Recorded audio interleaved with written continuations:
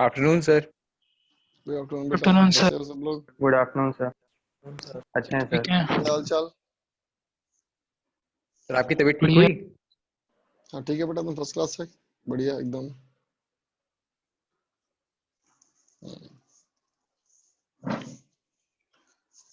अभी कितने लोग आ गए भाई? 27। 27। पेपर देखा जाए मैं इनका कल का। अभी 27। यस सर, आपने सॉल्व किया। कुछ खास बात देखी पेपर में? अनोखी बात? सर किसमें? हमारे सर ने मना किया देखने के लिए। सर एसआर वाई सर मना किए देखने के लिए। Yes sir. क्यों? वो कह रहे थे कि इस टाइप के क्वेश्चंस एग्जाम में सॉल्व करो। क्या करो? इन एग्जाम में बिल्कुल फ्रेश क्वेश्चंस तरह सॉल्व करो। सर एग्जाम में क्वेश्चन नहीं करने के लिए वो सब फ्रेशली सॉल्व अच्छा करने के एग्जाम। लिए। एक बार दिख ओके जाएंगे ओके। तो फिर दिमाग में रहते हैं सर। सही बात, बिल्कुल सही कहा सर ने। कब दे रहे हो उसका टेस्ट तुम लोग? उन्होंने बोला था कि वो मतलब टेस्ट में और ऐसे धीमे धीमे सब पूछे जाएंगे, उसमें इंक्लूड किया जाएगा ऑप्शन। उसमें एक अनोखी बात ये थी बेटा, एक कल हम लोग एक क्वेश्चन कर रहे थे ना, जो कल हम लोग क्वेश्चन कर रहे थे क्लास में, यस सर। सर कौन सा उस मोटर समय वाला? नहीं, कांस्टेंट पावर वाला। Yes sir. Yes sir. Constant Yes, power में था sir. ना, वेलोसिटी वेलोसिटी निकालने के लिए, डिस्प्लेसमेंट Yes, sir, निकालने yes, के sir. लिए। Yes sir. Yes sir. तो हम लोग सामने पढ़ रहे थे बेटा क्वेश्चन, और वो क्वेश्चन सामने जेईमेन में आया कल। What A same coincidence. Question sir. Same same question. Same question. हाँ सेम क्वेश्चन। मतलब अंतर ये खाली कहो कि जो वहां निकालना था पावर और टाइम के बीच का, नहीं सॉरी, डिस्प्लेसमेंट टाइम का इक्वेशन नहीं निकालना था, उसमें डिस्प्लेसमेंट टाइम ग्राफ का ग्राफ चूज करना था। उसमें जो क्वेश्चन आया था, सर सेम। तो डिस्प्लेसमेंट टाइम का ग्राफ दिया हुआ था, हम लोगों ने डिस्प्लेसमेंट टाइम का इक्वेशन निकाला था, बस यही अंतर। Yes sir. ऐसा होता है कॉन्फिडेंस लोगों के साथ कभी कभी। और बताओ बेटा, क्या पढ़ रहे थे हम लोग कल? Efficiency sir. NC efficiency. और वो सीट हमारा और वो क्वेश्चन एक ही हम लोग के क्वेश्चन सीट में भी है, वो क्वेश्चन हम लोग की सीट में भी है बेटा। अच्छा सर। कहने का मतलब ये था कि जो सीट को पेपर का जो लेवल था, समझो एक्सरसाइज 1 को जो होता है हम लोग का लेवल ना, जो एक्सरसाइज 1 का लेवल था, Yes, sir. वही लेवल पूरे पेपर का था। एक्सरसाइज 1 हाँ जेई मेंस में। हाँ, मतलब मेंस का बहुत इजी लेवल। पेपर आया था। हाँ ये था बेटा, सिर्फ एक या न्यूज़पेपर दो में लिखा क्वेश्चन थे था कि ऐसे। बच्चे बोल रहे थे कि मतलब थोड़ा टफ था फिजिक्स मैथ्स। न्यूज़पेपर में लिखा यस था। सर। फालतू बकवास। नहीं पढ़े रहे होंगे ना। इवनिंग वाले का, जो नहीं पढ़ेगा उसके लिए सब डिफिकल्ट है। यस सर, है सही ना? बात। और जो पढ़ा है उसके लिए सब आसान है। देखो हम लोगों ने कैसे हम लोग क्या करते हैं, पेपर की मार्किंग करते हैं। अगर पेपर मतलब पेपर टफ अगर है तो आउट ऑफ 100, मतलब बहुत टफ माना जाए पेपर को अगर, तो उसको बोलते हैं आउट ऑफ 3। तो आउट ऑफ 3 पेपर का स्कोर 1.9 का हम लोगों ने, इसका मतलब इजी मॉडरेट साइड में, 2 मानते हैं हम लोग मॉडरेट। हम लोग सिस्टम में 2 माना जाता है मॉडरेट, तो 1.9 था। इजी ही बोलेंगे, मैं तो इजी ही बोलूंगा, ऐसे पर्सनली बोलोगे मुझसे तो। सर अरे केमिस्ट्री भी इजी आया था। सारे पेपर अगर तुम कहते हो कि एक्सरसाइज 1 के लेवल के थे, 25 क्वेश्चन मतलब 21 क्वेश्चन आए थे हमारे पास कल। 21 क्वेश्चन में से 19 क्वेश्चन थे एक्सरसाइज 1 के लेवल के, और 2 क्वेश्चन थे एक्सरसाइज 2 के पार्ट 1 के लेवल के। बस समझ लो, मैक्सिमम क्वेश्चन में सिंगल फार्मूला लगाओ आंसर, सिंगल फार्मूला लगाओ आंसर, ऐसे क्वेश्चन थे बेटा। सर हर कुछ लोग बार ऐसा आगे होता बढ़े। है कि इसी बार हुआ है ऐसा। नहीं देखो, जब से इन लोग किया ना डबल शिफ्ट वाला 6 दिन 8 दिन एग्जाम, तब से ऐसे अच्छा ही करने सर। लगा है। पहले सर पेपर सही भी आता था, सर लेकिन लास्ट 14 ईयर वैसे ही क्वेश्चन। क्वेश्चन था। सर 14 हाँ? पेपर बनाने हैं, अब कहाँ से क्वेश्चन लाए अच्छे अच्छे। और सर हर बार अलग अलग लाते हैं सर क्वेश्चंस, कुछ ना कुछ तो डिफरेंट रहता ही है। हाँ बिल्कुल सही बात, बिल्कुल सही बात, बिल्कुल सही बात। तो चलो बच्चा आगे पढ़ाई करें हम लोग। Yes power sir. की बात तो हमारी हो गई बेटा, ठीक है। अब चलो आते हैं बेटा हम लोग एनर्जी में।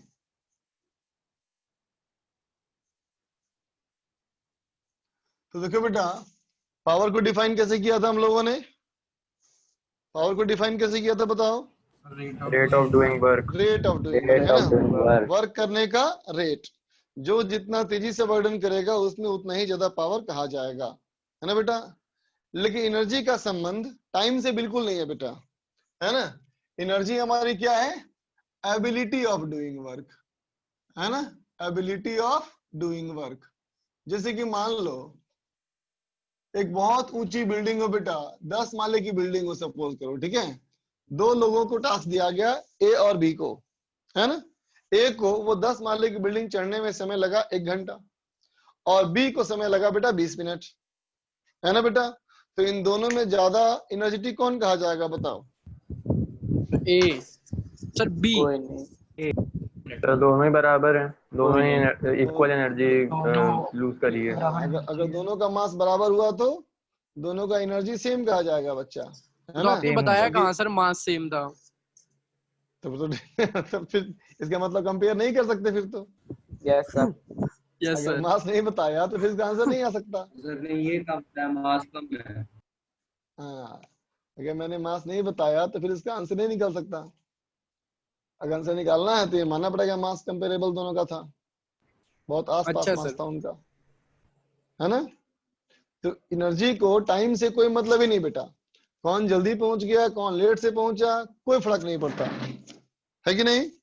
फर्क पड़ता है किसने कितना वर्डन किया। दोनों की बॉडी का मास अगर बराबर है, दोनों की स्पीड कांस्टेंट चढ़ने की है, तो दोनों ने बराबर वर्क किया, है ना बेटा? ठीक है? तो देख बच्चा, एबिलिटी ऑफ डूइंग वर्क मतलब किसी भी सिस्टम को अगर ये साबित करना है कि उसके पास कितनी एनर्जी है तो कैसे साबित करेगा बोलो? वर्क करके। बोलो बच्चा, यस सर। है ना? जब वर्क Yes, करेगा sir. तो साबित होगा इसके पास कितनी एनर्जी है ना बेटा?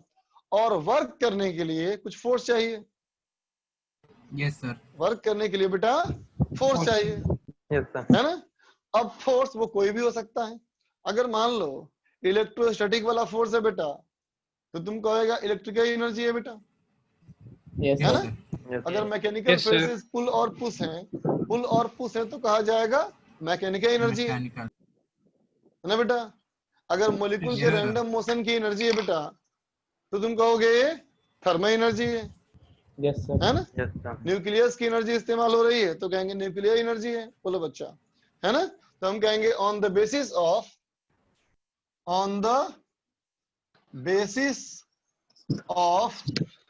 Type of forces involved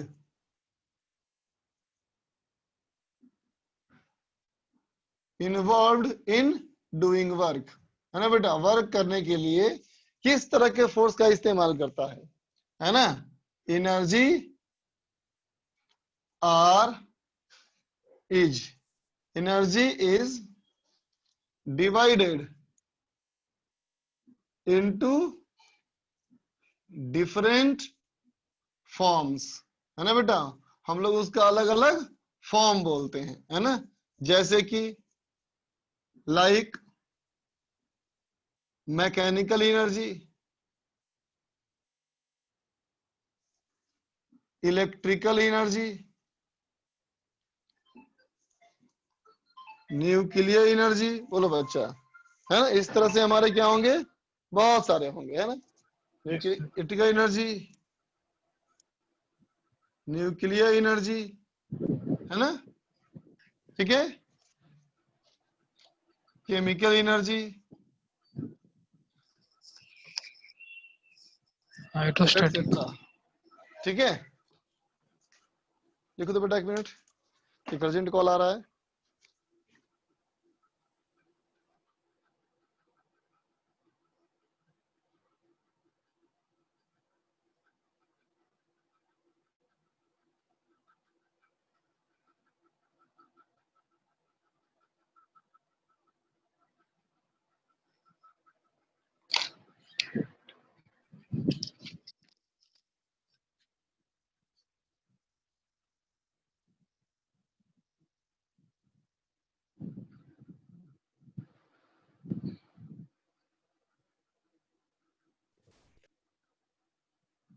sir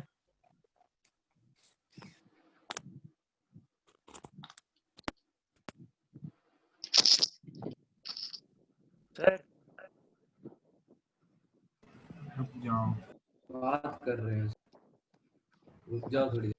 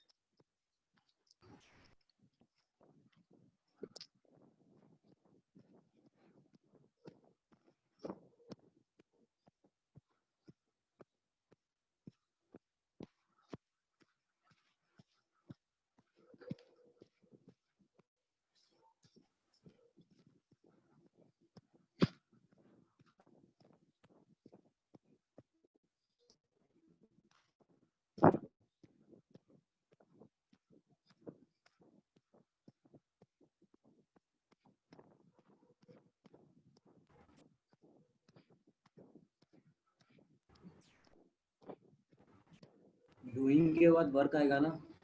yes sir, वही पूछना था।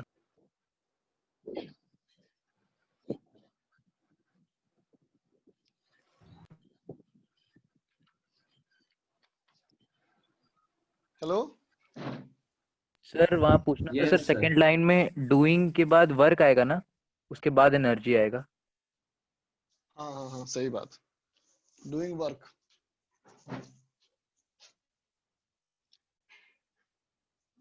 फिर कॉमा,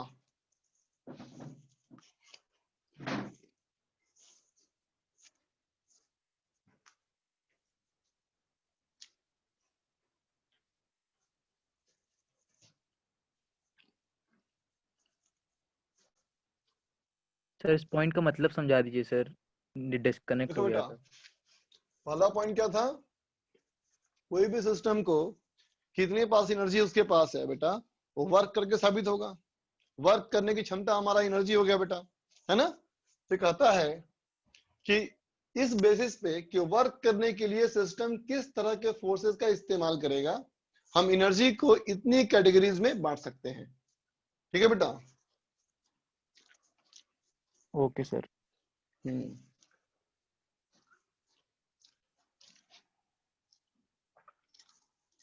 सर फोर्स डिफरेंस होगा तो एनर्जी भी डिफरेंट होगी। वही तो कहा ना, sum of all individual form of energy, जितने अलग अलग एनर्जी के फॉर्म है बेटा, है ना, of A system is called total energy. समझा, एनर्जी के जितने सारे फॉर्म हैं, है ना बेटा, अगर इस सिस्टम के ये सारे एनर्जी के अलग अलग फॉर्म को बेटा हम ऐड कर दें, है ना, तो क्या निकलेगा हमारा टोटल एनर्जी ऑफ सिस्टम। ठीक है बेटा, ये निकलेगा हमारा टोटल एनर्जी ऑफ सिस्टम। ठीक है, और इसी टोटल एनर्जी के बारे में कहा जाता है कि about this total energy of an isolated, का मतलब क्या होता है बोलो, अकेला।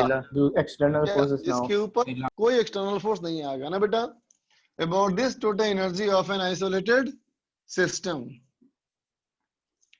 क्या कहा जाता है, एनर्जी कैन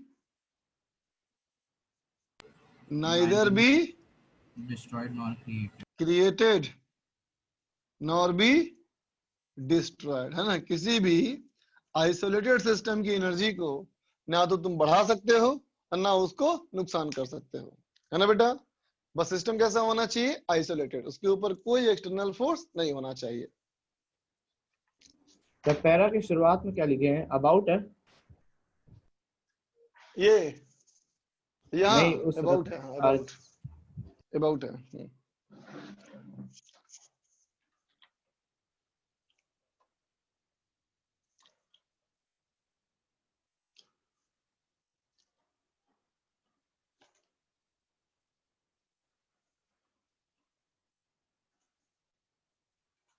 सर इसके आगे ये भी लिख सकते हैं ना कि it can only be changed in different forms. एक फॉर्म से दूसरे फॉर्म में चेंज कर सकते हैं। क्लियर हो गया? जैसे एनर्जी हमारा A plus B plus C है ना बेटा? अगर मैंने कहा A plus B plus C change नहीं कर सकता, इसका मतलब A से B हो सकता है, B से C हो सकता है, लेकिन सम एक ही कुछ होगा। नहीं हो सकता।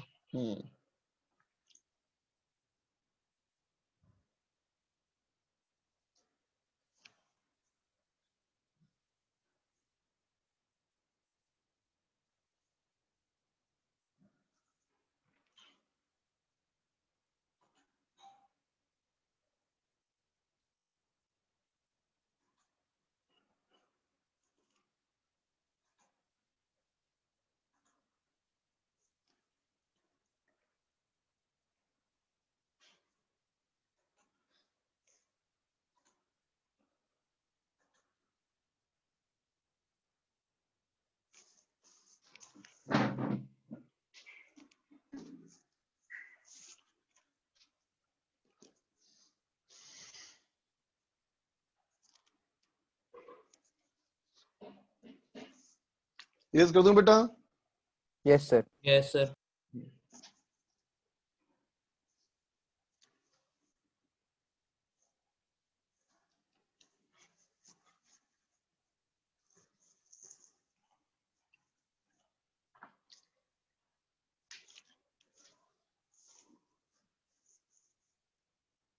देखो बेटा, एनर्जीज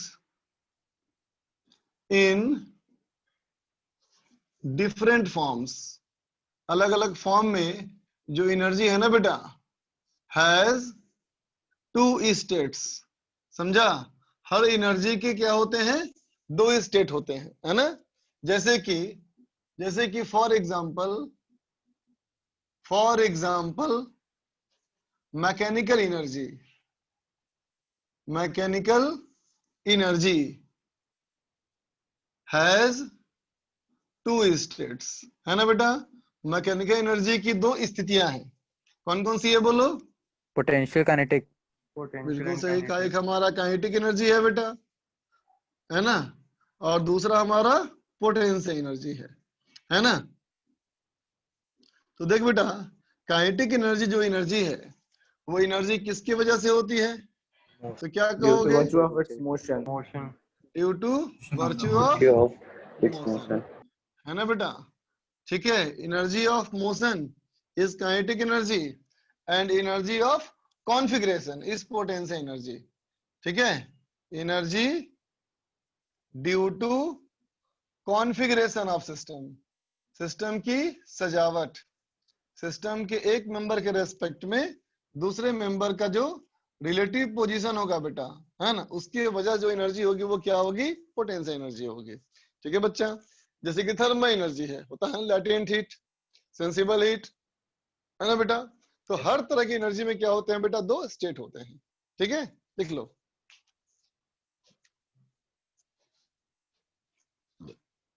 सर काइनेटिक एनर्जी में एनर्जी ड्यू के बाद क्या लिखा है?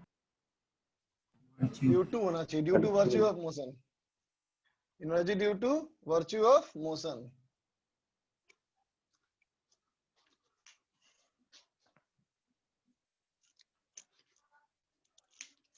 अच्छा बताना बेटा, एनर्जी एब्सोल्यूट होती है या relative? Sir relative. Absolutely. Absolute. Absolute. बच्चा, एब्सोल्यूट रिलेटिव होती होती है है सर। एनर्जी हमेशा, एनर्जी हमेशा होती है रिलेटिव। रिलेटिव होती है ना सर, मैंने बोला था।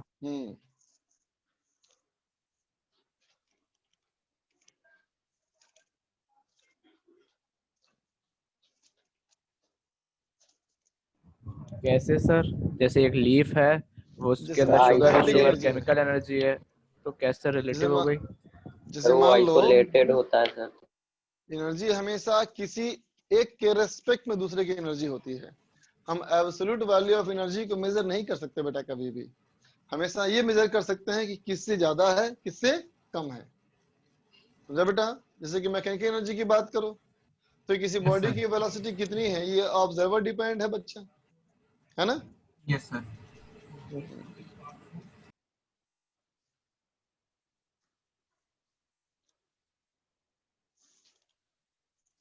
यस कर दूं? Yes sir. Yes sir. Yes sir. तो देखो बेटा, कोई भी अगर तुम सिस्टम देखते हो, अगर है ना बेटा, कोई भी मान लो सिस्टम है ना बेटा, तो इस सिस्टम की जो एनर्जी है बेटा, है ना, उसको यूं सोचो कि हर सिस्टम की एनर्जी जो है बेटा जस्ट लाइक एन आलमीरा है ना। इस आलमीरा का दरवाजा बाहर से बंद है बेटा, ठीक है। और इस आलमीरे में बहुत सारे खाने हैं बेटा, मतलब अलग अलग सेक्शन इसमें है ना। इस अलमीरे के बहुत Yes, sir. सारे खाने हैं, है ना। तो अगर इसका दरवाजा बंद है तो इसका कोई भी सामान बाहर नहीं आ सकता, कोई भी सामान अंदर नहीं आ सकता। बोलो बच्चा, है ना। इसके मतलब इस सिस्टम का जो कंटेंट है हमेशा उतना ही रहेगा। बोलो बच्चा, यस सर। ठीक है ना। ठीक है, तो कहो ये मैकेनिकल एनर्जी का खाना हो गया, ये इलेक्ट्रिकल का हो गया, ये न्यूक्लियर का हो गया, ये केमिकल का हो गया, है ना। उसी तरह से बहुत सारे खाने जो है बेटा वो अलग अलग एनर्जी के खाने हैं, ठीक है। अब कहोगे हर खाने में पार्टीशन है बेटा, हर खाने में 2 पार्टीशन है, ठीक है। ये क्या बताता है? एनर्जी का स्टेट। ये बताता है बेटा एनर्जी का स्टेट, है ना, एनर्जी की स्थिति। बोल बच्चा, ठीक है। हर पार्टीशन में एनर्जी का हमारा 2-2 हिस्से हैं, ठीक है बच्चा। अब देखो इस पूरे सिस्टम की एनर्जी को कहा जाएगा क्या? हमारा पूरे आलमीरे की एनर्जी क्या कही जाएगी? टोटल एनर्जी, है ना बेटा।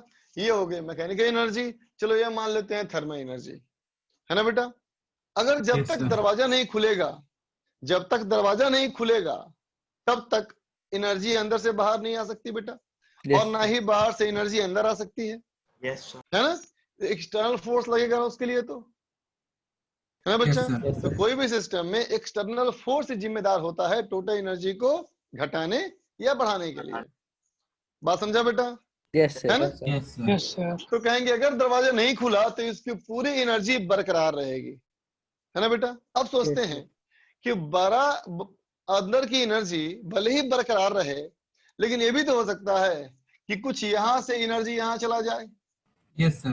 बोलो बेटा, Yes. है कि नहीं। और ये भी हो सकता है कि कुछ यहाँ से एनर्जी यहाँ आ जाए। बोलो बेटा, यस सर। इसका मतलब सिस्टम सर 2 तरह का एनर्जी चेंज ऑक्युपाई कर सकता है ना बच्चा। इस तरह से एनर्जी चेंज, बोलो बेटा, इस तरह से एनर्जी चेंज हो सकता है ना इसमें, बोलो। Yes sir.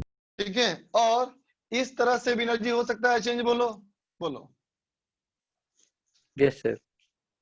हो सकता है ना। ठीक, इसका मतलब सारी कहानी किसकी है? फोर्सेस की है। सारा गेम किसका होगा बेटा? फोर्स का। फोर्स अगर वर्क करेगा तो कुछ कहानी बदलेगी इसमें, है ना बच्चा। तो देखो अगर हम एनर्जी को एनालाइज करें, है ना बेटा, विथ रेस्पेक्ट टू फोर्सेस, है ना, तो देखो किसी भी सिस्टम के लिए अगर हम फोर्सेस को कैटेगराइज करना चाहें तो सबसे पहले कैटेगरी तो हम लोग ये बांटेंगे, एक्सटर्नल external. फोर्सेस, है ना बेटा, और इंटरनल फोर्सेस। ठीक है बेटा, हमें जानते हैं कि अभी कहा था पहले हमने बेटा कि जब तक कोई एक्सटर्नल फोर्स नहीं लगेगा सिस्टम की टोटल एनर्जी नहीं बदलेगी, है ना बेटा। तो हमें इस बात से हमेशा डर है कि एक्सटर्नल फोर्स क्या कर सकता है?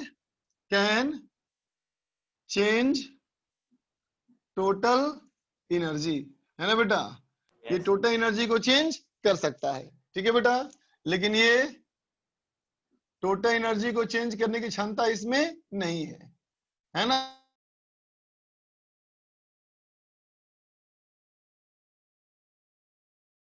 इस आलमीरे के अंदर कोई चूहा या खरगोश फंसा हो बेटा, है ना, तो क्या कर सकता है? अंदर का सामान यहाँ वहां खेल सकता है, हेरा फेरी कर सकता है। बोलो बेटा, अगर दीवार मजबूत हुई तो चूहा यही फंसा रह जाएगा, है ना। लेकिन दीवार कमजोर हुई तो चूहा छेद करके यहाँ पहुंच जाएगा।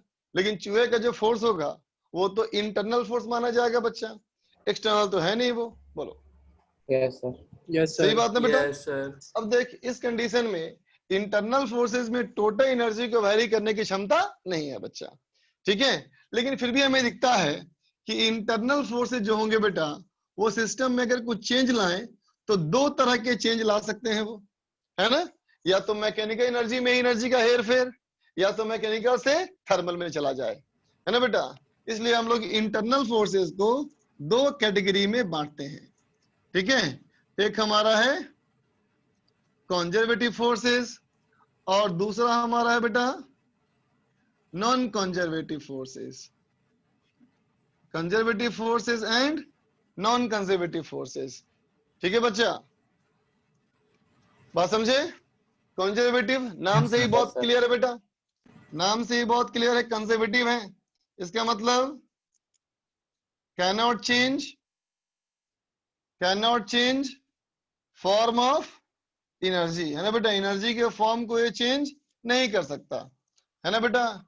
कैन अफेक्ट स्टेट्स ओनली, है ना बेटा, बोलो। काइनेटिक से पोटेंशियल में कर सकता है, पोटेंशियल से काइनेटिक में कर सकता है, लेकिन फॉर्म को चेंज नहीं कर सकता। ठीक है बेटा, और ये है नॉन कंजर्वेटिव। ठीक है, ये क्या है? Can affect form of energy, है ना बेटा, एनर्जी के फॉर्म को चेंज कर सकता है ना, बट कैनॉट अफेक्ट स्टेट। बात समझा? ये काइनेटिक से पोटेंशियल में और पोटेंशियल से काइनेटिक में करने की क्षमता नहीं रखता, नहीं है। है ना। और ये क्या है बेटा? मैकेनिकल से थर्मल करने की क्षमता रखता नहीं। समझे ना बेटा? Yes, यहां sir. तक कोई दिक्कत? No sir. सर कंजर्वेटिव और नॉन कंजर्वेटिव में सर एक और बार डिफरेंस बता दीजिए। कंजर्वेटिव मतलब बेटा जो एक तरह की एनर्जी को दूसरे में कन्वर्ट ना कर पाए, वो कंजर्वेटिव। ठीक है, नॉन कंजर्वेटिव जो एक तरह की एनर्जी को दूसरे में कन्वर्ट कर सकता है। ठीक,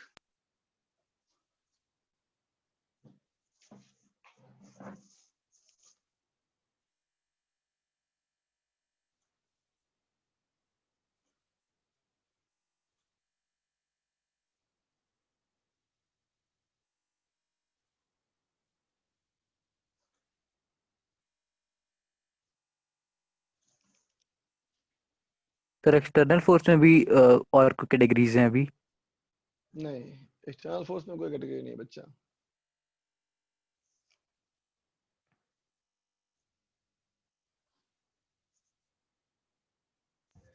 sir conservative forces path independent क्यों होते हैं? बताएंगे, इंतजार करो।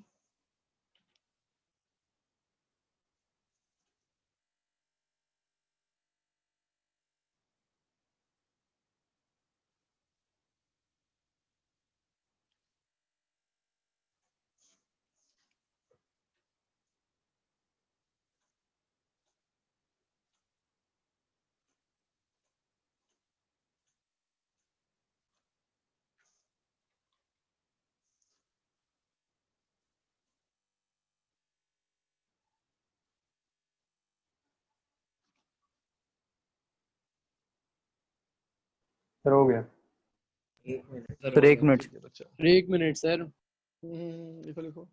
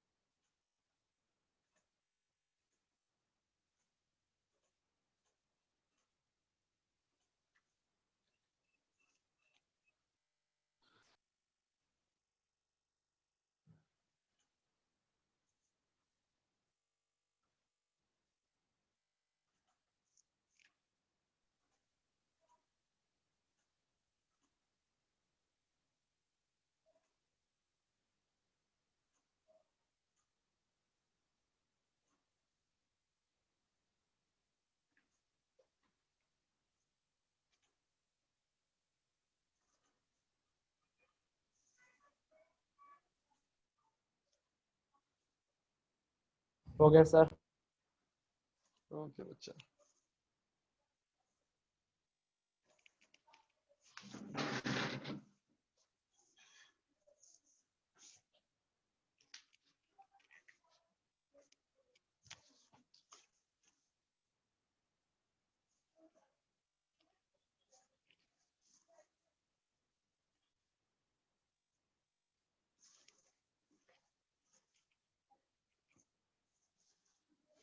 अब चलो बात करें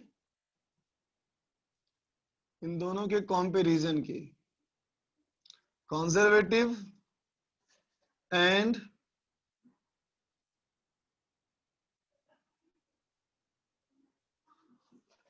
non conservative forces.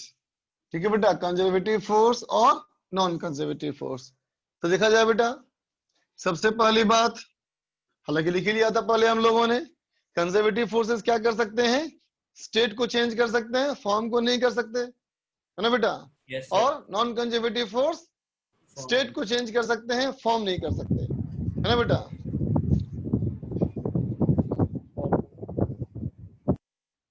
Conservative forces के बारे में कहना चाहें तो क्या कहेंगे बेटा हम लोग, कैन नॉट चेंज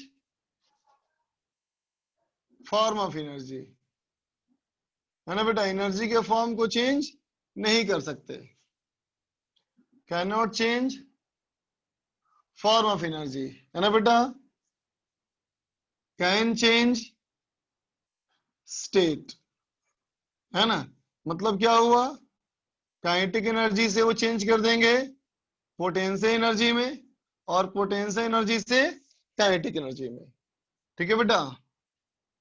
दूसरी बात, अच्छा यहां तो लिखा ही नहीं, नॉन कंजर्वेटिव, जो नॉन कंजर्वेटिव होंगे बेटा फोर्सेस, है ना, ये क्या कर सकते हैं, कैन नॉट चेंज स्टेट, ये स्टेट ऑफ एनर्जी को चेंज नहीं कर सकते, है ना, ये फॉर्म को चेंज कर सकते हैं, है ना बच्चा। ठीक है। दूसरी बात, तो देखो बेटा, अगर काइनेटिक को चेंज किया पोटेंशियल में और पोटेंशियल को चेंज किया काइनेटिक में, तो भी तो टोटल मैकेनिकल एनर्जी सेम रह गया ना बच्चा, बोलो। Yes, Yes, sir. sir. ठीक है, तो क्या कहेंगे, conservative forces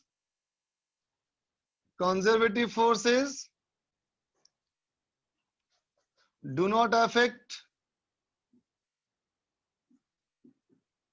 affect mechanical energy, है ना बेटा। मतलब अगर कोई सिस्टम में सिर्फ और सिर्फ कंजर्वेटिव फोर्स हो और कोई फोर्स ना हो, है ना बेटा, तो क्या होगा, एनर्जी कंजर्व हो जाएगी फिर तो हमारी, है ना। Yes. बट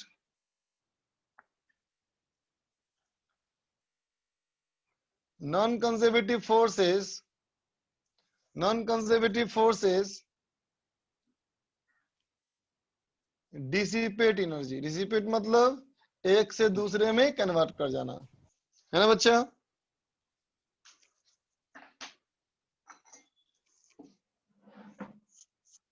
लिख लो।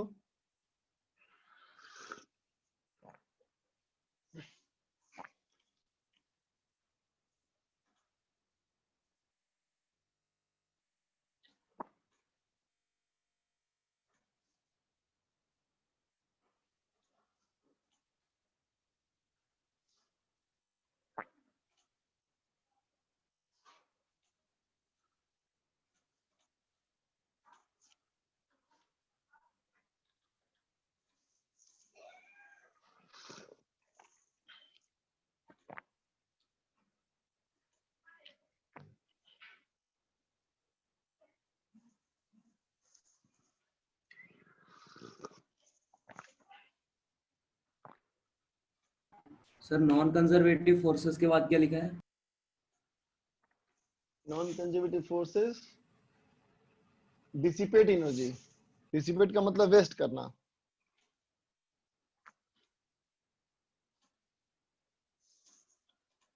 सर सेकंड वाला पॉइंट एक और बार बता दीजिए। सेकंड पॉइंट हमारा क्या है, हाँ, conservative forces do not affect mechanical energy, है ना बच्चा। मैकेनिकल एनर्जी हमारा है काइनेटिक और पोटेंशियल कॉम्बिनेशन, है ना। तो काइनेटिक को चेंज करेगा पोटेंशियल में, पोटेंशियल चेंज करेगा काइनेटिक में, तो टोटल मैकेनिकल एनर्जी सेम रह जाएगी ना बेटा, बोल। Yes sir. Yes sir. लिख लो। सर एक मिनट सर।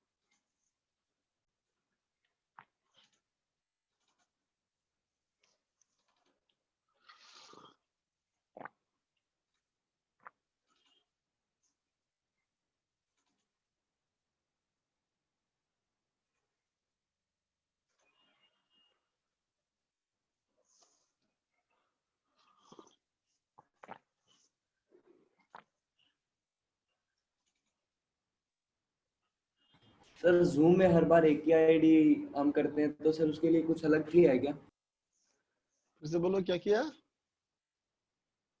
सर जूम में हर बार एक ही आईडी से लॉगिन करते हैं सर, दूसरे टीचर्स बार बार बदलते हैं। बोलते हैं बार बार, पता नहीं। Yes. अच्छा, तो तुम्हारा तो आईडी सेम ही होता होगा ना ये वाला? ये वाला तो सेम ही रहता है। मतलब इस आईडी पे से सिर्फ मेरी होती है क्लास क्या?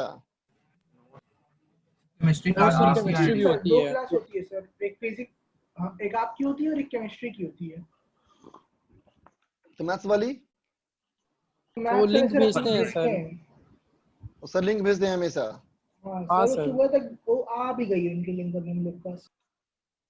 तो क्लास शुरू होने के तुरंत पहले भेजते हैं या फिर नहीं सर, सुबह सुबह सर। 3-4 सर घंटे आज की क्लास का सुबह भेज दिए थे। ओके, मतलब ये आईडी इस्तेमाल नहीं करते हैं इसका मतलब वो? नो तो सर। ये इस्तेमाल करें तो दिक्कत नहीं होगा। हो सकता है कहीं और बिजी रहता होगा ये आईडी, किसी और बैच के लिए बिजी रहता होगा, इसलिए ऐसा होता होगा। सर 9th का होता है, 6th का होता है सर एक क्लास। इसलिए ऐसा होता होगा। वो सेम आईडी से भी कर सकते हैं, क्यों चेंज करते हैं बार बार पता नहीं। लगता है हमेशा वो न्यू मीटिंग करते होंगे, न्यू मीटिंग स्टार्ट करते होंगे जूम में। Yes sir. यस इसलिए Yes, प्रॉब्लम sir. होती होगी। हाँ, हो गया बच्चा? Yes sir. Yes sir. Yes sir. चलो देखो, अब देखो इसके बारे में एक और बात, जो कंजर्वेटिव फोर्स का बेटा वर्क डन होता है ना, ये पाथ पे डिपेंड नहीं करता, ठीक है? Work done by conservative forces, work done by conservative forces our path independent, है ना बेटा? ये पाथ पे डिपेंड नहीं करता, ठीक है? whereas work done by non conservative forces, है ना बेटा? नॉन कंजर्वेटिव फोर्सेस का पाथ पे डिपेंड करता है ना बेटा? आर पाथ डिपेंडेंट, इसका मतलब अलग अलग पाथ में अलग अलग वर्क डन। इसका मतलब क्या हुआ बताओ, बोलो बोलो। कुछ नहीं बोल रहा, गायब हो गया क्या रे सब लोग? है अवेलेबल है? यस सर, यही है। हाँ यस सर। भाई, मतलब पहले वाले में सर अलग अलग वर्क पाथ डन में सेम फाइनल वर्क माने डन, तो कैसा फोर्स? कंजर्वेटिव। अलग अलग पाथ में अलग अलग वर्क डन, तो नॉन कंजर्वेटिव। Non conservative. बात समझ गया बेटा, है ना? तो देख बेटा, इसका भी जो हालचाल जो है ना, ये कोरोना टेस्ट जैसा है। कोरोना टेस्ट के पता है हालचाल की नहीं पता है? यस सर, कभी पॉजिटिव आता है, कभी नेगेटिव। कोरोना का एक टेस्ट होता है सब सस्ता वाला टेस्ट, एंटीबॉडी टेस्ट। अगर एंटीबॉडी टेस्ट तुम्हारा पॉजिटिव आ गया, है ना, इसका मतलब पक्का तुमको हो चुका है कोरोना। लेकिन अगर नहीं हुआ है, नेगेटिव आ गया, ठीक है, तो तुमको कोरोना हो भी सकता है, नहीं भी हो सकता है। समझ गया? कहने का मतलब ये है, अगर दो पाथ में वर्क डन सेम आ जाए बेटा, किसी भी दो पाथ में वर्क डन अगर सेम आ जाए, है ना, तो तुम पक्का नहीं बोल सकते वो कंजर्वेटिव है। हो सकता है तीसरे पाथ में वर्क डन अलग आ जाए, बात समझे? है ना? तो क्या हो सकता है, नॉन कंजर्वेटिव भी हो सकता है। समझा बेटा? लेकिन दो पाथ में अगर वर्क डन अलग अलग आ गया तो पक्का नॉन कंजर्वेटिव है। बात समझ गया ना? अगर हम कोई दो पाथ ले बेटा, ऐसे बहुत सारे एग्जांपल हो सकते हैं। कोई भी फोर्स ले बेटा, जो तुमको दे दूं, तुमको मैं एक्स आई कैप वाई आई कैप माइनस एक्स जे कैप, एक फोर्स ले लो, ठीक है? ये वाकई में नॉन कंजर्वेटिव फोर्स है बेटा, ये वाकई में नॉन कंजर्वेटिव फोर्स है। लेकिन यहां से ऐसे जाओ और यहां से ऐसे जाओ तो वर्क डन सेम आएगा तुम्हारा, ठीक है? लेकिन अगर ऐसे जाओगे तो वर्क डन अलग अलग हो जाएगा। सर कोई प्रैक्टिकल एग्जांपल दे दीजिए। रियल लाइफ एग्जांपल दीजिए सर। नहीं दे सकते, हद करते हो यार। हम जो रियल लाइफ एग्जांपल जो है बेटा, ये बहुत लिमिटेड फोर्सेस है भाई। रियल लाइफ एग्जांपल है, ये बहुत लिमिटेड फोर्सेस है रे। रियल लाइफ में क्या फील करता है तुम? ग्रेविटेशनल, नॉर्मल, फ्रिक्शन, और क्या फील करता है बोलो तो? Air resistance. फिर क्या इतने ही फोर्स है दुनिया में? नहीं ना वही बच्चा, बहुत सारा फोर्स है। तो बहुत सारे हैं। चलो तब देखो भी सर बेटा कोई आगे। तो बट एग्जांपल फिर भी होगा। कोई तो सर तब भी सर नहीं दे पाएंगे। ग्रेविटेशनल। अच्छा सर। ग्रेविटेशन हमारा कंजर्वेटिव है, कांस्टेंट फोर्स। दुनिया का सारा कांस्टेंट फोर्स हमेशा कंजर्वेटिव ही होता है। चल देख, मान ले ए पॉइंट बी पॉइंट, ठीक बच्चा। ए से बी जाने का एक रास्ता बेटा ये हो सकता है स्ट्रेट, है ना। और एक रास्ता ऐसा मान लिया मैंने कर्व, और चलो एक ऐसा मैंने मान लिया कर्व, ठीक है। अगर इन तीनों का वर्क डन अगर बराबर है ना बेटा, ठीक है, W1 W2 W3, ठीक। अगर कहो W1 W2 W3, है ना बेटा, इनमें से कोई भी दो अगर बराबर ना हो तो इसका मतलब क्या कहेंगे कि फोर्स नॉन क्या है? Non conservative. है ना बेटा, बात समझा? ये कोई स्पेसिफिक पाथ नहीं है बेटा, ये कोई जनरल पाथ है ना। लेकिन अगर सारे के सारे पाथ में वर्डन हमारा बराबर आए, है ना बेटा, इसका मतलब ये कंजर्वेटिव है। ठीक है। अब देखो यही डायग्राम फिर से बना रहा हूं मैं, एक ऐसा पाथ और एक ऐसा पाथ। अगर तुम्हें कह दूं बेटा कि कन्फर्म में फोर्स कंजर्वेटिव है, तो क्या होना चाहिए? दोनों वर्डन सेम। चाहिए ना बेटा, ठीक है। अब चलो यस सर। इसका मैंने एरो मार्क उल्टा कर दिया। एरो मार्क उल्टा कर देंगे तो क्या होगा बोलो? ये हो जाएगा नेगेटिव, यस है ना। सर। अब क्या दिख रहा है कि ए से हम बी गए और बी से ए आ गए। यस सर, बोल साइकिल हो बेटा, गया। तो टोटल वर्डन कितना हो गया इसमें? 0। 0 हो गया, है ना बेटा। इसका मतलब जो तुमने यहाँ पे लिखा है बेटा, उसी कॉन्सेप्ट का ना हमने इस्तेमाल किया। कोई नया कॉन्सेप्ट तो नहीं है ना ये। Yes sir. तो इसी कॉन्सेप्ट को एक नए तरीके से भी कहा जा सकता है कि क्लोज लूप में कंजर्वेटिव फोर्स का बर्डन 0 होता है ना। लेकिन नॉन कंजर्वेटिव फोर्स का बर्डन नॉन 0 होता है। ठीक है बच्चा, लिख लो। जी सर।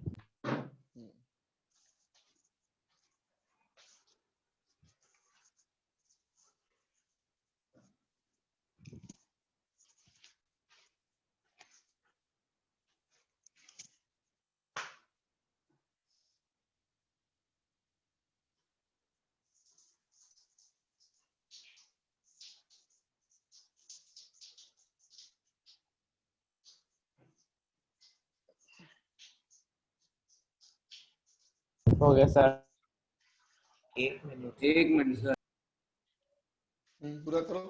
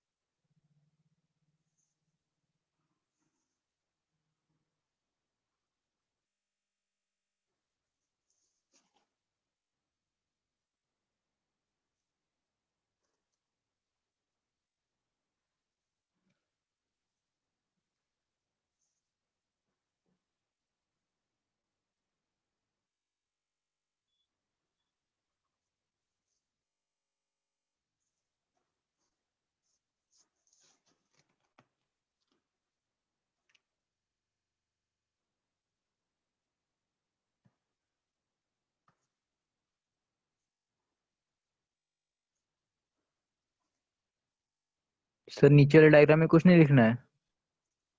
नीचे के डायग्राम में देखो ना, बाकी है अभी, मेरे पास स्पेस खत्म हो गया ना। लिख लिया बेटा? Yes sir. Yes sir. तो देख बेटा, नीचे वाले डायग्राम के बारे में क्या लिखेंगे? क्लोज लूप में वर्क डन 0। बिल्कुल सही बात। Work done close loop is 0। वही सेम कॉन्सेप्ट लिख दिए क्या? Work done by conservative forces. Work done by conservative forces in a closed loop, मतलब जहां से चले वहीं पे वापस। Close loop is always 0। ठीक है बच्चा? अब देखो अगला पॉइंट, कंजर्वेटिव नॉन कंजर्वेटिव का में कंजर्वेटिव का एक स्पेशल प्रॉपर्टी क्या? ऑल कांस्टेंट फोर्सेस, जो फोर्स क्या हो जिसका मैग्नीट्यूड और डायरेक्शन कांस्टेंट हो। ठीक है बेटा? एंड सेंट्रल फोर्सेस, समझते हो सेंट्रल फोर्सेस का मतलब? बोलो sir. Line of force originating और terminating at the same point, है ना बेटा? ऐसा फोर्स जो एक ही पॉइंट से स्टार्ट होता हो या एक ही पॉइंट पे खत्म होता हो, है ना? जैसे अर्थ का ग्रेविटेशनल फील्ड क्या है? Always toward centre of earth. Yes sir. Yes sir. ना बेटा? एक चार्ज पार्टिकल दूसरे चार्ज पार्टिकल पे कैसे फोर्स लगाता है? सेंटर पे। Always toward the Center of charge the और particle. Directly Yes, away sir. From charge, ये सब क्या है? सेंट्रल फोर्स है। स्प्रिंग का फोर्स हमेशा हर बॉडी को नेचुरल लेंथ में लेके आना चाहता है ना? Yes, ये भी sir. क्या है? सेंट्रल फोर्स है। ये सब कैसे फोर्स है बेटा? Are conservative. ये सभी हमारे क्या हैं? कंजर्वेटिव फोर्सेस हैं। ठीक है, लिख लो। सर सेंट्रल फोर्स एक और बार बता दीजिए। जो फोर्स कुछ ऐसा लग रहा हो, इस तरह का फोर्स या फिर इस तरह का फोर्स, ऑलवेज टुवर्ड्स और away first from a single point.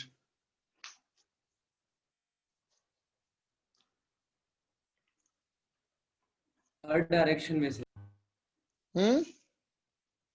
हाँ, हर सर, पॉइंट हर पे। डायरेक्शन में से। हम्म।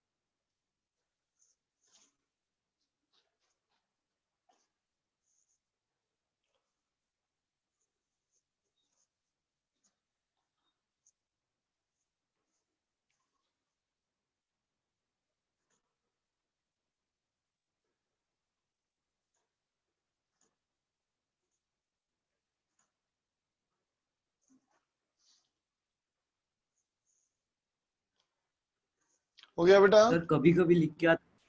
Yes sir. कभी कभी क्या बोल रहा था? कभी कभी लिख के आता है बैंडविड्थ स्लो है, मतलब सर बैंडविड्थ मतलब? लो इंटरनेट स्पीड।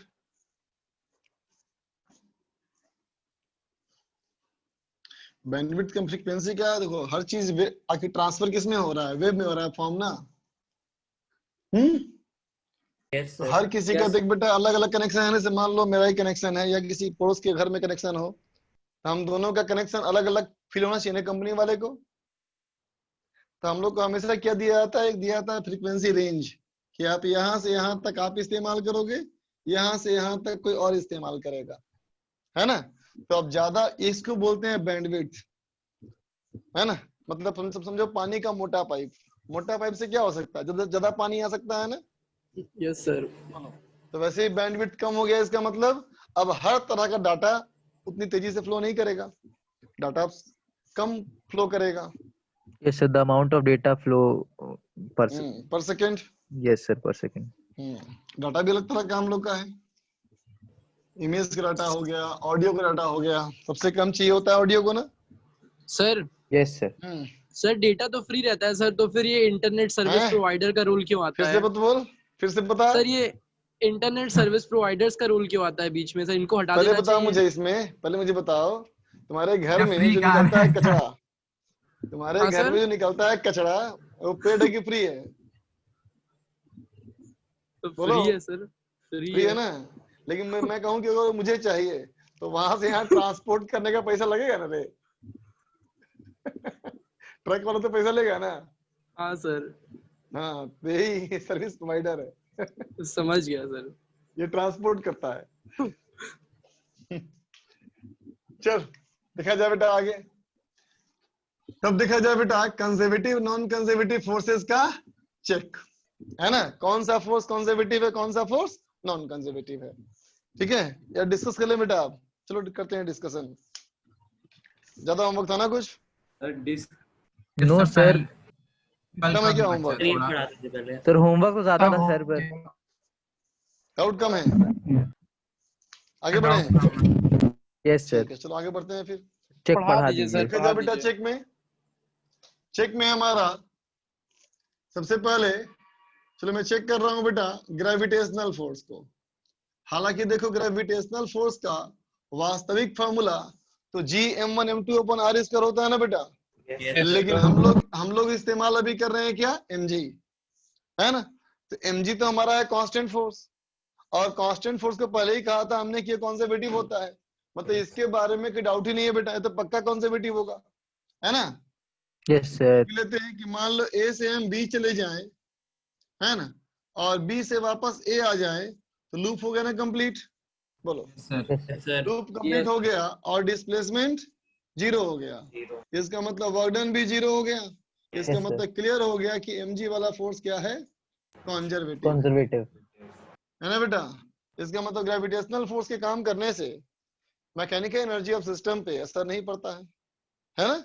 लेकिन मुझे बताओ ये mg कौन सा फोर्स होना चाहिए, इंटरनल या एक्सटर्नल? कोई भी चलेगा। बिल्कुल नहीं, conservative and non conservative where the type of internal forces, right ना बच्चा? अगर तुम mg कंजर्वेटिव ले रहे हो बेटा, तो तुम्हें ऐसा सिस्टम मानना पड़ेगा जिसके लिए ग्रेविटेशनल फोर्स क्या हो, इंटरनल फोर्स हो। समझे ना? Yes sir. ठीक है, अब चलो मैं लिखूं अगर काइनेटिक फ्रिक्शन, है ना बेटा। जैसे कि मान लिया जाए एक रफ सरफेस पे हम एक बॉडी को रखें बेटा, इस बॉडी को A से B लेके जाएं बेटा, है ना, और फिर B से A वापस ले आए, डिस्टेंस x, ठीक है। तो वर्डन क्या कहोगे, जब आगे जा रहा होगा बेटा बॉडी तो फ्रिक्शन पीछे लग रहा होगा ना, बोलो। Yes, sir. इसका मतलब माइनस एफ के इंटू एक्स।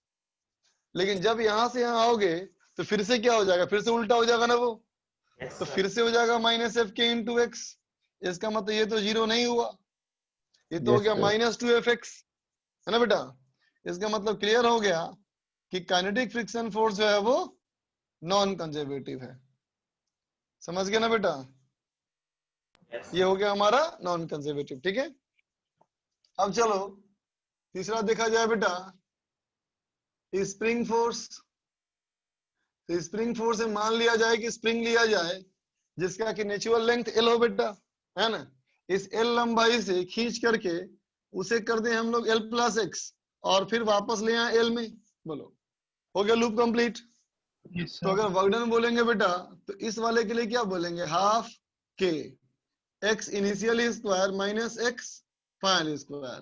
फिर प्लस, अब यहां से आएंगे तो हाफ के एक्स स्क्वायर माइनस 0 स्क्वायर बोल बेटा, ये भी 0 हो गया ना। ठीक है, इसका मतलब ये भी क्लियर हो गया कि स्प्रिंग का फोर्स जो है बेटा ये कंजर्वेटिव है। ठीक है, तो तुम गेस करके बताओ स्टैटिक फ्रिक्शन फोर्स क्या है, गेस करो। Tension, conservative, normal, conservative. बेटा ये सारे फोर्स ना तो कंजर्वेटिव है ना ही नॉन कंजर्वेटिव है, समझा, क्योंकि ये तो कभी वर्क करते ही नहीं। यस सर, डिस्प्लेसमेंट है ही सिस्टम में नहीं, वर्क तभी नहीं तो लग रहा करते। है। वर्डन जीरो मानते सिस्टम पे हैं। हमेशा इनका वर्डन 0 होता है ना। यस सर, भाई अगर सिस्टम पे वर्क करता हो तब ना हम सोचें कि वो कंजर्वेटिव या नॉन कंजर्वेटिव, जी है ना सर। बेटा। देख लो,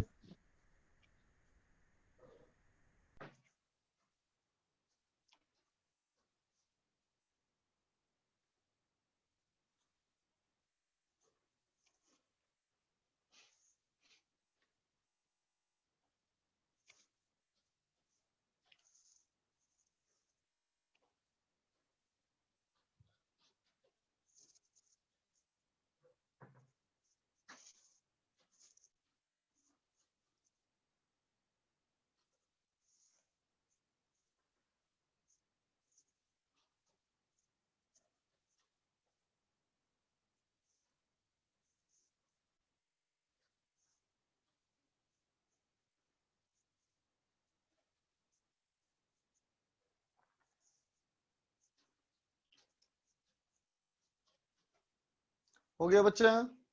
1 मिनट।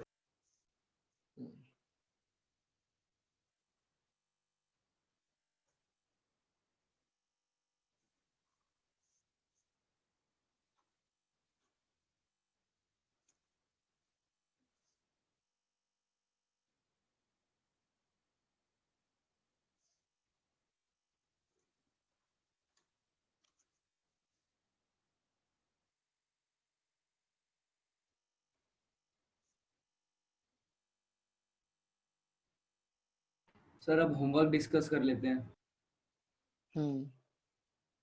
बिल्कुल।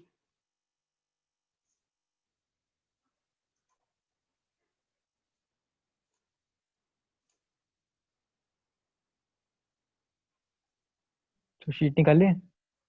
निकला जाए।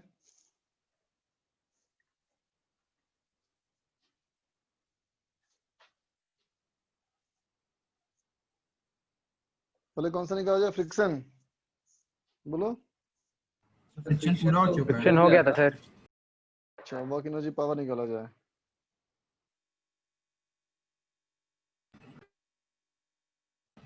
सर आपकी टोटल कितनी क्लासेस होती है एक दिन में?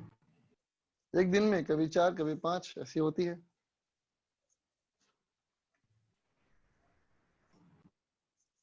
सर हर एक 1.5 घंटे की? हाँ, सब 1.5 घंटे की होती है बेटा।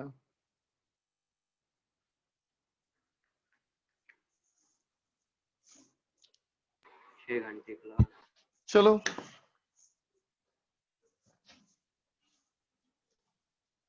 निकला जाए बेटा। सेक्शन कहाँ तक कर चुके थे हम लोग? वर्क एनर्जी में सेक्शन 1 कर चुके थे ना। यस बोलो बोलो। ए बी सी कर चुके थे, क्या कर चुके थे? यस सर, पार्ट 1 का फिर वॉइस क्यों आ रहा है? सर डिस्टरबेंस आ रहा है। सर पार्ट 1 का C1 बता दोगे? पार्ट 1 का ए भी हो चुका था डिस्कस। सर C भी हो चुका था, C1 पूछना है, एक डाउट है उसमें। अच्छा, सी भी डाउट है। क्वेश्चन नंबर C1 देख बच्चा, C1 में क्या डाउट है बताओ इसमें, बोलो बोलो। C1 देखो भाई, C1 में सवाल कहता है बेटा, ऐसा हमारा एक पाथ है, ये हाइट हमारी 0.5 मीटर है ना बेटा, और ये हाइट हमारी 1 मीटर। यहां से एक बॉडी चला बेटा, तो यहाँ पे आएगा तो कुछ ना कुछ स्पीड होगा ना बेटा, इसका बोल होगा। तो फिर इसके आगे होगा Yes, बेटा sir. प्रोजेक्टाइल मोशन ऐसे गिरेगा। तो सवाल में पूछता है कि डिस्टेंस से x क्या होगा, बोलो। यही हमारा क्वेश्चन है बेटा। तो सबसे पहली बात तो यहाँ से v निकाला जाए, तो work done by gravity plus work done by normal is equal to delta K. ठीक है, तो ग्रेविटेशनल फोर्स का वर्क डन हो गया mg इंटू 0.5 ना बेटा, 0.5 नॉर्मल का work done 0, change in kinetic energy half mv square. तो बोलो बेटा v निकल गया इससे, रूट 10। ठीक है। Yes, अब sir. देखो बेटा जो भी यहाँ वेलोसिटी है वो x वाली वेलोसिटी है ना बेटा, y डायरेक्शन में तो है ही नहीं वेलोसिटी। इसका Yes, मतलब हम sir. बोल देंगे h equal to half g t square. इससे हमारा t निकल जाएगा, बोलो। हो गया One by सर, हो root 10। जाएगा, हो और जाएगा। x equal to V X T. चलो आगे बढ़ो। इसने क्या दिया था, सेक्शन ई दिया था ना। तो सेक्शन ई में कोई डाउट है बेटा, बोल। सर सेक्शन सी भी डिस्कशन कर। पार्ट 1 हो गया था ना, नहीं हुआ था, करते हैं फिर। देख मुझे लग रहा हो गया था, नहीं हुआ था क्या? पूरा नहीं होता सर। हो गया था सर, सर, पार्ट पूरा 1 सी हो गया था। पार्ट 1 का सी हो गया था। सर हाँ, सेक्शन part सी 1 का ही हो बोल गया रहे है। हैं। तो पार्ट 1 का ही सेक्शन ई निकालो ना अब। सर हो गया। पार्ट 1 का सेक्शन ई, कोई डाउट नहीं इसमें। No sir. E3 पूछना है किसी को? देखो बच्चा E3 में क्वेश्चन नंबर E3 कहता है कि a laborer lift 100 stones to a height of 6 meter in 2 minutes। कहता है बेटा 100 स्टोन लिफ्ट करता है 6 मीटर की हाइट में और टाइम लेता है हमारा 120 सेकेंड। ठीक है बेटा, तो सवाल हमसे पूछा गया है कि अगर एक स्टोन का मास हमारा 1 किलोग्राम है तो एवरेज पावर कितना है ना बेटा। तो अगर 100 स्टोन उठाया बेटा तो टोटल मास कितना लिफ्ट किया, वो 100 kg ना बेटा, बोल। ठीक है, तो कहेंगे work done bye labourer plus work done by gravity इस डेल्टा के। सिर्फ नीचे से उठा के ऊपर रखा है ना, u0 v0। इसका मतलब लेबरर का वर्क डन कितना हो गया, minus of work done by gravity. इसका मतलब माइनस माइनस हो गया बेटा प्लस mg इंटू एच। तो एवरेज पावर क्या हो जाएगा बेटा, work done bye labourer by time. समझ गए? पार्ट 2 में आ जाओ। पार्ट 2 में कहां तक कर चुके थे बेटा हम लोग? पार्ट 2 में करना था सर, कुछ नहीं करे थे अभी तक। करना है। ठीक है, निकालो फिर। सेक्शन ए निकाला जाए बेटा, A1 टू A5। सर कोई पूछना है? No sir. Yes sir. Sir कौन सा पार्ट बोलो? Sir A7। A7 तो A5 से A10 के बीच में ना आएगा। हाँ सर, हमको लगा 1 से 10 पूछे आप। तो A7 देखा जाए बेटा। A7 हमारा क्वेश्चन है कि एक बॉल को छोड़ दिया गया टॉप ऑफ टावर से। तो इतना बताया था कल अच्छा मैंने। Sir, yes sir, yes sir, बता दिया था। ये हो गया था, हाँ, ये हो गया तो था, सिंपल था। ये हो गया था सर। सेक्शन बी का बताओ, कोई doubt? No sir. B3। B3 B3 कहता है work done by frictional force on the surface. देखो ध्यान से, work done by friction force on the surface है बच्चा, है ना। तो देख, तो अगर इस बोर्ड पे अगर मैं एक सर्किल ड्रॉ करूं बच्चा, तो ऐसे ही ड्रॉ करूंगा ना, बोलो, है कि नहीं? Yes sir. तो चलो मैं यहां से यहां आया तो बोर्ड कितना मूव किया, बोर्ड कहाँ मूव किया, पेन ने मूव किया बेटा, यस सर। बोर्ड तो मूव नहीं किया ना। Yes sir. सर फिर से और बता फिर यहाँ दीजिए से एक बार। यहाँ आए तो फिर से बोर्ड मूव नहीं किया, तो बोर्ड तो कभी मूव ही नहीं कर रहा है। तो बोर्ड का तो हमेशा डिस्प्लेसमेंट 0 है बच्चा, बोलो, है ना। समझ गए?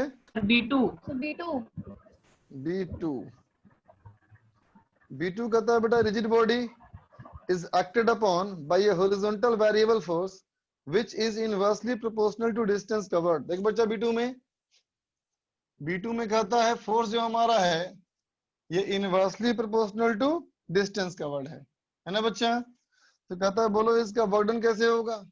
तो बेटा फोर्स इक्वल टू क्या हो जाएगा, बोलो, कांस्टेंट K बाई S। तो वर्क क्या हो जाएगा, Yes, sir. Integration of FDS।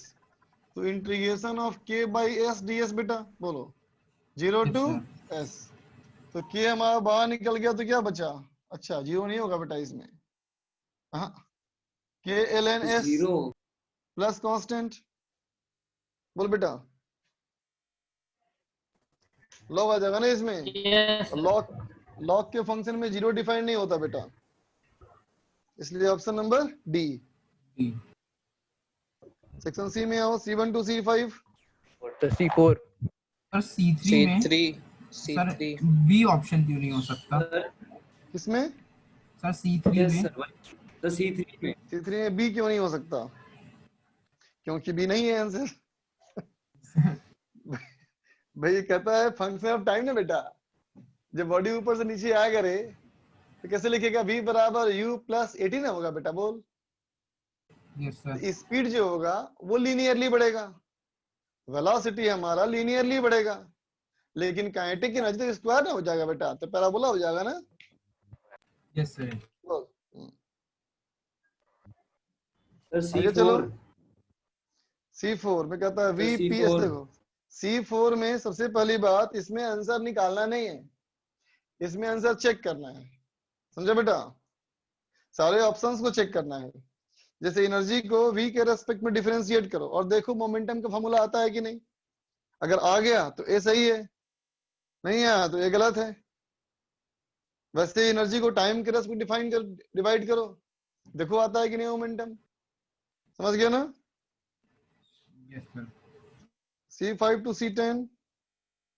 और C9 सर C7 C7 कहता है बेटा, a particle moves in a straight line with retardation proportional to displacement। देखो बच्चा C7 में रिटार्डेशन मतलब क्या हुआ? नेगेटिव एक्सेलरेशन, ये डिस्प्लेसमेंट के प्रोपोर्शनल है, तो a equal to minus K X ना हो गया बेटा, बोलो। तो force equal to mass into acceleration, तो minus M K into X. हमसे पूछा गया है लॉस ऑफ काइनेटिक एनर्जी क्या होगा, तो ऐसा करते हैं बेटा, वर्क डन निकाल लेते हैं। वर्क डन तो हो जाएगा हमारा एफ डी एक्स ना बेटा, तो ये हो जाएगा minus M k x square by 2, बोलो बेटा। और जितना वर्क डन होता है बेटा उतना ही चेंज इन होता है काइनेटिक एनर्जी, है ना? इसका मतलब माइनस डेल्टा के का मतलब क्या हो गया? काइनेटिक एनर्जी का loss is equal to m k x square by 2 is directly proportional to x square. समझ गए? Yes sir. आगे चलो। सर C9 C9 कहता है small mass slide down is incline plane, है ना बच्चा? C9 में कहता है बेटा सवाल में, C9 में कि एक मान लो इंक्लाइन सरफेस का जो एंगल है बेटा वो थीटा है। यहां से एक बॉडी को छोड़ा गया, इनिशियल वेलोसिटी 0, और ये बॉडी कहीं आकर के वापस रुक गया, ये ना बेटा, बोल, है ना? लेकिन इस Yes, सवाल sir. में जो कोफिशिएंट ऑफ फ्रिक्शन है बेटा, वो x वाली दूरी पे कोफिशिएंट ऑफ फ्रिक्शन है μ0 इंटू एक्स, है ना? इसका मतलब कोफिशिएंट ऑफ फ्रिक्शन कांस्टेंट नहीं है बच्चा। तो बताओ कोफिशिएंट ऑफ फ्रिक्शन अगर कांस्टेंट नहीं है तो फ्रिक्शन फोर्स कांस्टेंट है कि वेरिएबल है? वेरिएबल ना बच्चा, फ्रिक्शनल फोर्स वेरिएबल हो गया ना? Yes sir. इसका Yes, मतलब अब यहाँ से यहाँ तक के लिए क्या लिख दोगे? Work done by gravitational force plus work done by frictional force equal to delta K, है ना बेटा? तब देखो work done by gravitational force कितना हो जाएगा, बोलो बेटा? ये हो जाएगा mg sin theta into X, है ना बेटा? लेकिन फ्रिक्शन फोर्स का वर्क डन तो नेगेटिव होता है ना बेटा? Yes, sir. और फ्रिक्शनल फोर्स की वैल्यू कितनी हो जाएगी? तो कहोगे mu into M G cos theta, है ना बेटा? और वर्क डन निकालने के लिए मुझे इस बार इंटीग्रेट करना पड़ेगा क्योंकि ये वेरिएबल फोर्स है बेटा, बोलो ठीक है? और चेंज इन काइनेटिक एनर्जी 0। अब बोलो सॉल्व करके इससे x निकालना है बेटा, हम लोग को निकल जाएगा ना? Yes, sir. C10 C10 देखो तो बच्चा C10 में दो तरह का फोर्स लग रहा है बेटा। एक तो जो ग्राफ दिया वो वाला फोर्स है ना, C10 में एक तो फोर्स लग रहा है बेटा उसका वर्क डन, ग्रेविटी का वर्क डन, नॉर्मल का वर्क डन। बोलो बेटा ये लिखोगे ना, ठीक है। Yes, sir. तो फोर्स का वर्क डन क्या करेंगे, फोर्स का वर्क डन के लिए हम निकाल लेंगे बेटा एरिया अंडर ग्राफ। बोलो, है ना। ग्रेविटेशनल का work done negative minus mg into H. बोलो बेटा नॉर्मल तो वर्क करता नहीं, पूछ रहा है कहां तक जा पाएगा, तो जहां तक भी जा पाएगा उसके आगे नहीं जाएगा। इसका मतलब वहां स्पीड 0 हो गई बेटा, और पहले भी स्पीड 0 थी। तो बोलो बेटा एच निकल गया।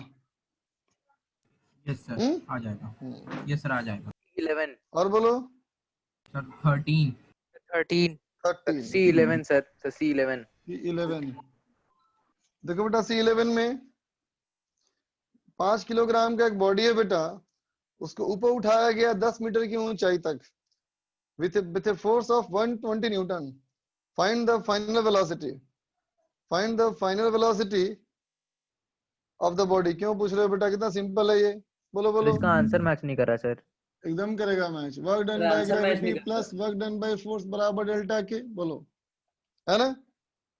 फोर्स कितना लगाया था बताओ हमने, 120, और बॉडी का मास है बेटा 5g, तो माइनस 5g इंटू कितना गया ऊपर, बोलो 10 मीटर ना। Yes sir. और फोर्स का वर्क डन हो गया 120 into 10 equal to half body का mass m into V square. Sir यही सेम लगा सर, नहीं आ रहा है सर। ये कितना होता है, 1200 ना। यस सर 1200 और ये, यस सर ये 1200 500 और ये 500 माइनस हुआ, कितना हो गया 700 equal to 5/2 V square. So V equal to square root 280। नहीं आंसर ये है। यस सर, यही है। बोलो, तो तुम ये क्या उल्टा उल्टा कर रहा था। बोलो सर, वो कैलकुलेशन मिस्टेक हो गया था सर। भाई, एक लोग का हो सकता है, 2-3 लोग बोला नहीं हो रहा, नहीं हो रहा। 2-3 लोग का हो गया मिस्टेक कैलकुलेशन में। सर सही में मेरा कैलकुलेशन मिस्टेक था गया सर। था। चलो आगे चलो, आगे पूछो। C13 C13 देख बच्चा, C13 में C13 कहता है एक body of mass 4 kilogram, body का मास हो गया बेटा 4 किलोग्राम, इस पे एक फोर्स लग रहा है 4i cap plus 12t square j cap, 12t square j cap. और कहता है बेटा initial velocity u vector 2i plus j cap plus 2k cap, है ना बेटा। तो कहता है फोर्स को हम 1 सेकंड तक लगाए तो वर्क डन क्या होगा। सवाल समझ गए भाई। अब Yes, तक sir. जो हम लोग वर्क डन निकाल रहे थे बेटा, वो डिस्टेंस में निकाल रहे थे ना, कितनी दूर जाने में कितना वर्क डन। ये तो पूछ दिया टाइम में, है ना। तो वर्क डन का बेटा टाइम से कोई संबंध तो है नहीं, तो डायरेक्ट तुम एफ डॉट ds नहीं कर सकता। बात समझ रहे हो ना।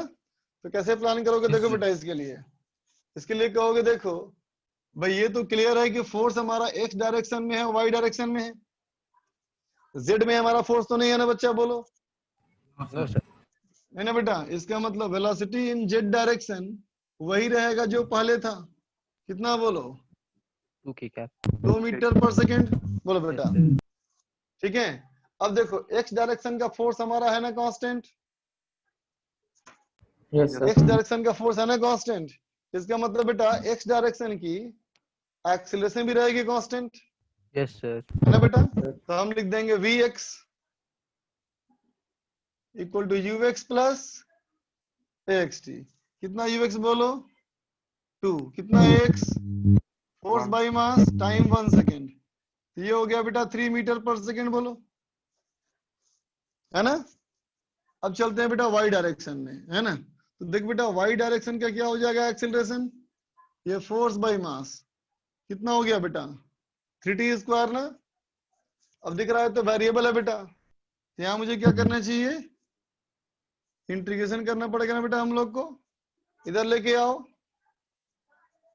तो डी बी वाई क्या हो जाएगा 3t स्क्वायर dt। इंटीग्रेट करो, ये हो जाएगा 0 से 1 सेकेंड, और ये हो जाएगा बेटा 0 uy से vy। बोल बेटा, तो बोलो vy निकल जाएगा इससे,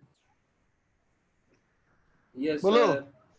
तो तेरा भी निकल गया ना, निकल जाएगा। वेलोसिटी के सारे कंपोनेंट निकल गए, है ना। तब क्या करना तुम इसके बाद तुम u का मैग्नीट्यूड निकालना, फिर v का मैग्नीट्यूड निकालना और बोल देना वर्क डन बराबर डेल्टा के, इसका मतलब half m v square minus u square. समझ गए?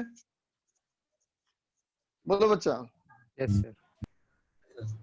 अब आ जाओ ई पार्ट में। Second sir E1 E1 sir देखो E1 बच्चा E1 हमारा क्या कहता है, a car of mass m is driven with a constant acceleration a along a straight road against a constant external resistive force r। उसको विरोध करने वाला फोर्स r लग रहा है बेटा, इसका मतलब कोई आगे की तरफ फोर्स भी होना चाहिए ना, बोलो, है ना। उसको F मैंने मान लिया, तो F minus R should be equal to ma। इसका मतलब फोर्स कितना हो गया, बोलो, ma प्लस r। तो पावर कितना हो जाएगा बेटा, F डॉट बी। समझ गए? आगे चलो। Sir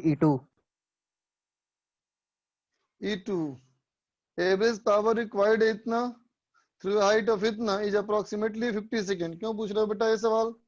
mgh by time. Sir E3 sir E3 बोलो। E3 खुद से करो, जैसा ये सवाल था ना बिल्कुल वैसे ही है।